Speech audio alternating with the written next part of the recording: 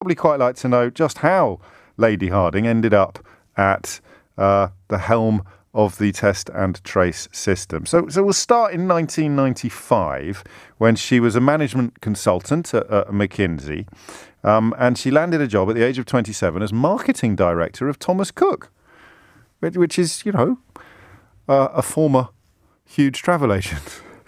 Thomas Cook spends a long time contemplating its navel. An executive from a rival firm tells Marketing Week. It is in character for it to recruit a consultant rather than a doer. So they hired a doer, and she said it is common for consultants to be thought of as eggheads who don't know what they're doing. That's just outrageous. Eggheads who don't know what they're doing. I want to prove I can do things before the label sticks. 2 years later, interviewed by the Travel Trade Gazette, she made a virtue of her ignorance. I am not ashamed to say, after 2 years in the job, I do not know the travel industry as well as my colleagues, but in a team I think I bring a new perspective. Yeah. And when she was hired, she said that she would look at the future for the business in 5 to 10 years' time. Unfortunately, after 4 years, she was off, moving to Employment Services Group Manpower as, and I quote, Senior Vice President, Strategic Marketing Europe. I'm going to pause here to remind you of the final scenes of the last series of Line of Duty. If you saw them, you know. When she got there, Senior Vice President Marketing Europe, she stayed there a year, then she changed horses again, became Commercial Director of the struggling retail group Woolworths. Do you remember Woolworths? I'm working with young colleagues at the moment. Do you remember? It used to be a very big chain of shops on the UK High Street. In 1999, Dido Harding became the Commercial Director of Woolworths. Just under a year later, she was off again. She joined Tesco as the Commercial Director for Value-Added Food. So I think Tesco becomes the first major company she's worked for that's still there. What a glittering CV this is. It's almost as amazing as Ian Duncan Smith's, although, of course, his was made up, as was discovered after the Conservative Party had elected him leader.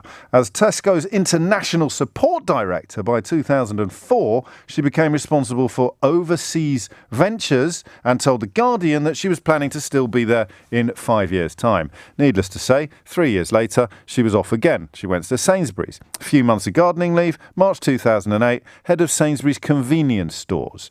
2 hours later, you think there'd be 2 hours later, 2 years later, she's off to TalkTalk. And this is where things get really interesting. She arrived at TalkTalk, the mobile provider, as chief executive in March of 2010.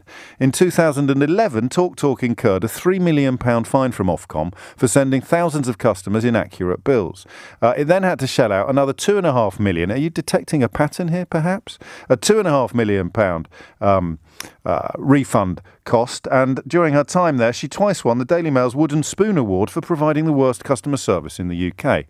Precisely the sort of person a Prime Minister like David Cameron would look at and think, you're the kind of dude I could do business with. Have we got an important public-facing role for somebody who's twice been voted the Daily Mail's Wooden Spoon Award for providing the worst customer service in the UK? Nevertheless, it was indeed David Cameron who, in 2014, gave her a seat in the House of Lords as a Tory peer. A little later, you'll remember, cybercriminals got hold of the financial and personal details of about 150,000 TalkTalk customers, and when asked whether the data was encrypted or not, Chief Executive, now Baroness Harding, said, "The awful truth is that I don't know." 100,000 customers leave TalkTalk, profits are halved. She then moves into what she calls public service activities, becoming chair of NHS Improvement, responsible for overseeing all NHS hospitals. She told the Health Select Committee, "I have not worked in health and social care and would be the first to admit I have a lot to learn about the sector." She also rejected calls to resign the whip while holding what should be an independent post. And then along came COVID, which she contends she's done a bang-up job in dealing with, the Test and Trace app. I wasn't expecting to run through Dido Harding's CV, but I only just saw the little bit in the story that said the reason why everybody thinks the Test and Trace app has done so badly is because of those pesky journalists, despite, of course, the fact that the pitch for the Test and Trace app stated that it was designed to stop the need for a lockdown in the event of a second wave. So there it is. That is an astonishing illustration of falling upwards, isn't it? You sometimes wonder whether we get a bit carried away describing cronyism and the way in which people who can talk a good game but couldn't kick a ball in a million years somehow end up rising to the top in a country where, well, I don't know, Ian Duncan Smith ended up leader of the Conservative Party and Boris Johnson ended up Prime Minister.